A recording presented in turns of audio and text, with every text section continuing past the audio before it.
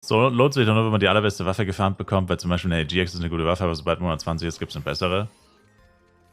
Ja, aber das ist ja auch das Ziel beim FEC, das beste Equipment zu farmen. Was wolltest du denn da machen? Außerdem kann man das ja so gar nicht sagen, weil ich meine, keiner fängt den FEC an und denkt sich, ja, ich hole mir eine AGX und das war's. Feierabend. Also keiner hat das Ziel, nicht die beste Waffe oder das beste Equipment dort zu farmen. Aber nur weil dein Ziel es ist, zum Beispiel eine Lusakas Crystal Axe oder später vielleicht eine Ancient Axe zu haben, heißt es ja nicht, dass du es schaffst. Das kannst du ja vorher nicht wissen. Theoretisch könnte es ja sein, dass Einbrecher bei dir zu Hause einsteigen, deinen PC klauen und deine Flive-Accounts löschen und du nochmal von neu anfangen musst, nach 3 Monaten. Sowas kannst du ja vorher nicht wissen. Verstehst du, was ich meine? Also deine Zielsetzung oder die Zielsetzung von den allermeisten Leuten auf FEC, zumindest wenn sie früh genug anfangen. Ich meine, klar, wenn du in der letzten Woche anfängst zu spielen, ich meine, dann soll deine Zielsetzung schon eine etwas andere sein. Letzte Woche Start beim FEC. Das reicht gerade mal noch so, um schnell einen Charakter auf vielleicht Level 100 oder so zu ziehen, weil man ein bisschen Gas gibt. Aber wenn du früh genug anfängst, dann wird bei jedem die Erwartungshaltung sein, sich High-Level-Equipment erspielen, bestes Equipment für den Charakter erspielen, höchstes Equipment erspielen.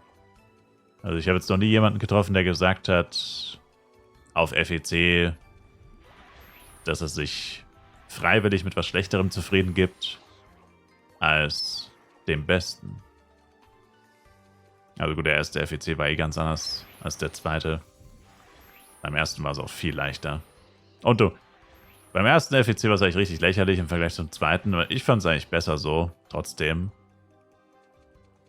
Beim ersten FEC kommst du nämlich einfach auf Level 60, da musstest du nur Level 60 erreichen und eine Bloody Waffe plus 10 craften und dann konntest du dir einfach die FEC Goldwaffe holen und dann konntest du einfach gechillt auf Burudeng transferieren und konntest dann auf Burudeng hochleveln bis 140 und sie dann dort anziehen. Theoretisch. Haben auch ein paar Leute gemacht. Da konntest du quasi bis zum letzten Tag warten. Günstig, oder gut, letzter Tag ist vielleicht ein bisschen spät, aber bis in die letzte Phase warten, theoretisch. Dann Level 60 machen, F-Coins aufladen, Bloody-Waffe kaufen, plus 10 machen, eintauschen. Und du konntest quasi trotzdem mit dem besten Equipment, was man sich dort erspielen konnte, transferieren. Obwohl du ja quasi eigentlich viel zu spät angefangen hast, gerade bei Level 60 warst und konntest quasi trotzdem das Equipment dir holen. Aber im zweiten FEC haben sie das ja geändert. Da musste man ja tatsächlich Level 160 sein. Was ich da wiederum ein bisschen dämlich fand, also ich meine, das mit dem Level 60, das war schon auch ein bisschen dämlich. Also kann man schon auch sagen, dass das irgendwie wenig Sinn ergeben hat, dass man sich mit Level 60 das bestmögliche Equipment holen kann und dann in aller Seelenruhe irgendwann mal auf 140 levelt. Das war jetzt schon auch nicht so sinnvoll. Aber ich finde beides eigentlich nicht so geil, muss ich sagen. Konntest du auch letztes Jahr auch? Nein, du musstest letztes Jahr 160 erreichen, um die Sachen einzutauschen. Letztes Jahr musste man 160 sein, um das FEC Goldzeug einzutauschen.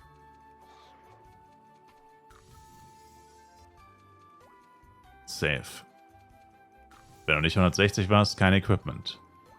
Für dich. Und das fand ich ein bisschen übertrieben, weil da war ja 160 ja noch das höchste Level, da gab es ja noch kein 165, da war ja 160 wirklich Ende. Und das fand ich dann wiederum ein bisschen übertrieben. Also, dass es jetzt nicht weiterhin Level 60 ist, okay. Aber 160 oder Maximallevel war dann wieder ein bisschen too much. Meiner Meinung nach. Weil Maximallevel, der auch gar nicht mal so viel bringt, zum Beispiel auf Giants bezogen, ist Maximallevel ja sogar ein Nachteil. Weil wenn du Maximallevel bist, vor allem jetzt mit 165, aber auch schon mit 160, bist du bei den meisten Giants aus der Drop-Range raus. Wohingegen du bei 153, 54, 55 bist du noch in der Drop-Range von sehr viel mehr Giants als mit 160. Also hast du auch tatsächlich noch aktiv nicht viele, aber zumindest ein paar Nachteile. Mal ganz davon abgesehen, dass es einfach länger dauert, bis man 160 ist als 150 oder 155. Also mal gespannt, was sie dieses Jahr machen. Könnte mir vorstellen, dass es wieder ein bisschen leichter machen, aber nicht so leicht wie beim ersten FWC. Aber ich fände eine Mischung aus den beiden ganz cool. Also absolutes Low-Level, klar, sollte nicht möglich sein, dass man sich das Zeug dann holt. Aber ich finde auch Maximallevel ist auch übertrieben einfach.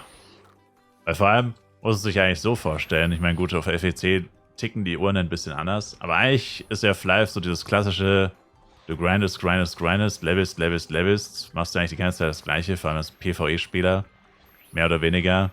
Und ich meine, da musst du wirklich bis Maximallevel grinden, bis du dann endlich dein tatsächliches Equipment anziehen, fertig upgraden, craften kannst, weil du es vorher nicht tragen kannst. Also du hast das Geld, du hast die Ressourcen, aber du musst halt wirklich bis 160 leveln. Also ich finde ich halt irgendwie auch ein bisschen übertrieben einfach. Wer weiß, vielleicht haben sogar manche Leute dann nur deswegen weniger Geld ausgegeben, weil sie am Ende knapp nicht mehr 160 geschafft haben und sich das Equipment nicht holen konnten. Und dann auch nicht mehr fertig upgraden konnten.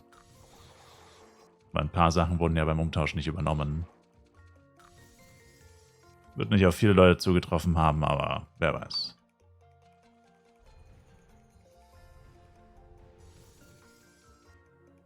Dein AM vom ersten FEC hat einen FEC Golden Stick und ist erst 126. Aber der kann den doch gar nicht tragen, der ist doch auf 140, der FEC Golden Stick. Dann kann dein AM den doch noch gar nicht anziehen. Immer noch nicht. Nach 2 Jahren.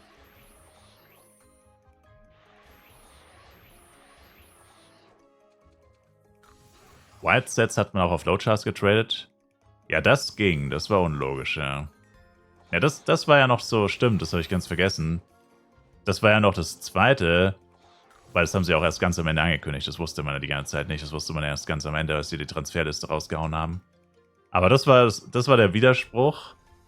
Alles wird übertragen, egal ob du es trägst, von den 150er Sets und Waffen. Also du musstest es gar nicht Gold machen, konntest einfach alles übertragen. Aber das war eigentlich der Widerspruch in sich. Also erst sagen sie, ja, du musst Maximallevel sein für die goldenen Sachen. Aber für die normalen Sachen, da kannst du einfach irgendein Level sein. Da kannst du auch Level 20 sein, scheiß drauf. Das war irgendwie so unlogisch. Allein schon deswegen müssen sie es dieses Mal wieder ändern, weil das war auch übelst der Widerspruch. Theoretisch. Wüsste ich auch mal gern, was sie dazu bewegt hat, das so zu machen. Am Ende noch.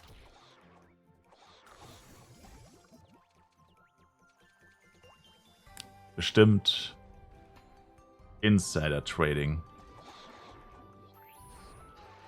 Da hat irgendein Insider gesagt, ey Leute, ich bin erst Level 20. Ich will aber ein White Set haben. Irgendein Homie von den Entwicklern. Ich bin erst Level 20, aber ich will so ein White Set mitnehmen. Macht mal was.